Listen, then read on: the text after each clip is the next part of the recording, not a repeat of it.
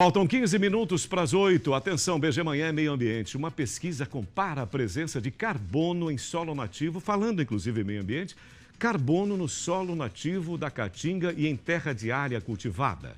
O trabalho demonstra que também neste bioma, a manipulação indiscriminada do solo e da vegetação promove, eu quero entender isso, a emissão do carbono no meio ambiente. E quais são as consequências dessa emissão desse carbono? Para saber mais sobre esse assunto, vamos conversar professor Alexandre de Siqueira Pinto e o estudante Antônio Vitor Santos Batista. Olha que bacana, professor e aluno juntos para que conversem conosco e nos ensine mais.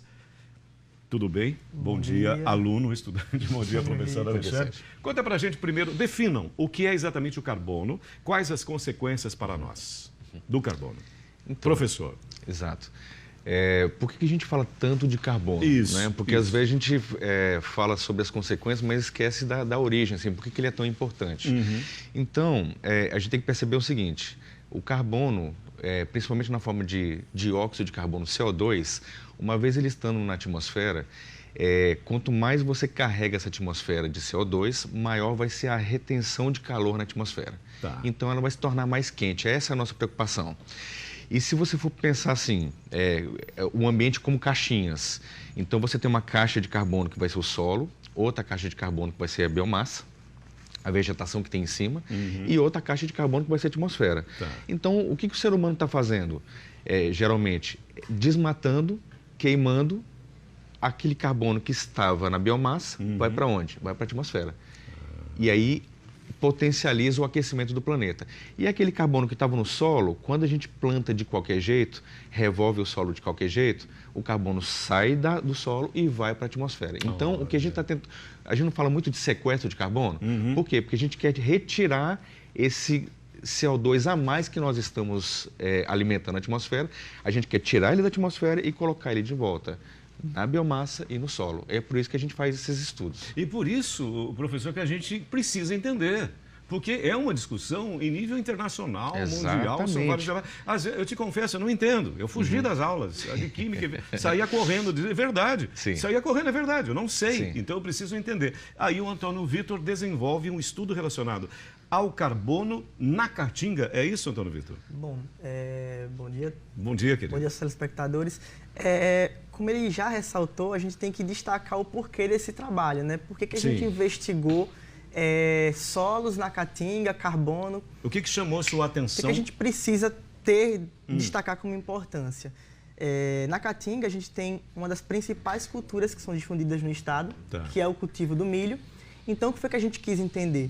Quando você retira uma vegetação natural e você insere algum tipo de sistema agrícola, a tendência é que esse carbono que está presente no solo, ele sofra uma diminuição.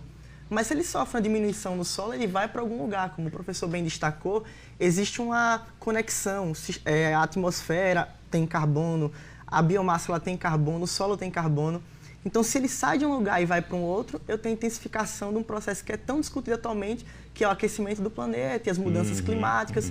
Ou seja, a gente quis entender qual é o papel que existe na Caatinga frente a todas essas discussões. O cultivo do milho é importante para assegurar a segurança alimentar, é uma das culturas principais aqui do estado. No ano de 2018, se eu não estiver em dúvida, o Sergipe foi considerado o segundo maior produtor de milho do estado. Sim. Então, a gente quis entender o que acontece se eu substituir áreas naturais na Caatinga por sistemas de milho. A gente identificou, através do projeto de iniciação científica que eu desenvolvi lá na universidade, assim como a participação de outras pessoas também, um projeto muito maior, né? A gente identificou que na Caatinga essa tendência acontece. Quando você retira a vegetação natural, insere o milho por sistemas convencionais, que é quando o produtor vai lá e passa um arado no solo, aquela aração promove uma grande evacuação de carbono do solo para a atmosfera. Então, foi isso que a gente quis investigar. Aí, o que a gente pode apontar a partir disso? Sim. Apontar sistemas alternativos, que é o plantio direto, que seria um plantio que você não revolve o solo e diminui essas perdas de carbono para a atmosfera. Só que, para a gente entender, essa Caatinga é um bioma muito especial, me parece. Ele existe exclusivamente no país e ele é muito pouco protegido, quase nada, 1,5%. É isso? Confere esses dados? Ele é um sistema bastante vulnerável porque tem uma imprevisibilidade hídrica muito grande. A gente não sabe quanto que vai chover, né? A gente tem uma certa noção, alguns lugares do sertão chove 500 milímetros, outros 800.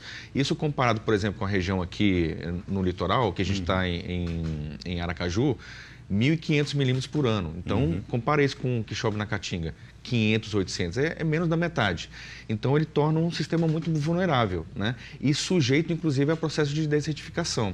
Então, a gente tem que ter um cuidado ao usar o solo para que a gente não destrua esse sistema e continue produzindo ele, né? Porque é importante, e é importante a gente falar também, porque às vezes algumas pessoas confundem o trabalho do quem trabalha com o meio ambiente, né? No sentido assim, vocês não querem que a gente produza alimento? É claro que a gente quer produzir. Eu quero comer meu cuscuz de manhã. Como ele estava falando do milho, eu quero comer meu cuscuz de manhã. E a gente precisa mexer com a terra, mas a gente pode mexer com a terra de uma forma que, ao eu fazer a minha plantação, eu prejudique menos o ambiente. Isso é possível. E, professor, só para a gente concluir, e também o Antônio Vitor, então, a solução, só que o dado é muito alarmante, às vezes você não entende isso. Pois é, mas é um pouco distante. Não, isso é muito próximo da gente, é bom que a gente entenda. Sim. Então, a informação é alarmante. E qual seria, afinal, a solução para essa questão tão séria? Então, como eu já havia discutido antes, a gente, a partir desses estudos, a gente pode apontar para as políticas públicas que possam propor alternativas. Destaquei uma que seria você ter sistemas agrícolas que sejam produtivos, que não precisem desmatar novas áreas, ou seja, a gente recuperar as áreas que já estão degradadas e, a partir dessas, você ter grande produção de alimentos para atender às demandas da sociedade, mas você também conservar e preservar. Então, esse é o desafio. E trabalhos como esse que a gente desenvolveu lá servem para apontar para o governo. Olha, a gente tem que prestar atenção nisso aqui e apontar alternativas para que essas pessoas que sobrevivem disso, elas possam garantir aí o futuro das próximas gerações. Você está pensando no futuro, essa é a preservação? Exatamente. E também esse contato com a tecnologia, você ter exatamente esta noção e ter uma relação equilibrada para com a tecnologia. Exatamente. Antônio Vitor, muito obrigado pela presença, prezado estudante. Muito obrigado, professor, pela sua presença. Foi bom aprender com vocês, tá? Eu agradeço. Muito obrigado. São 7h53.